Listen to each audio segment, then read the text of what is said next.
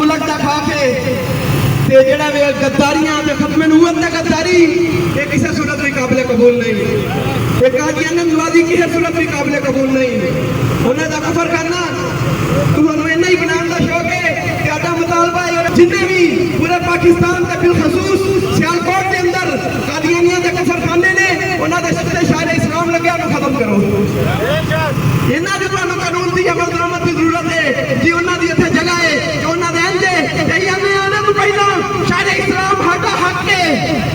جو محفوظ کروانا ہی حق رکھتے ہیں، جو انہوں پہلا محفوظ کرو تو پھر جا کے انہوں نے جو بھی کرنا ہے، لیکن پھر بھی وہ کفر خانہ کافر بن کے بنان گے۔ اس لئے یہ زور دی ختم نبوت واسطے اہی حاضر ہے، جڑا جڑا زور دی ختم نبوت واسطے حاضر ہے، ہر قربانی دین واسطے انہاں گولیاں کو ڈر سکتے ہیں۔ لبیک یا رسول اللہ لبیک لبیک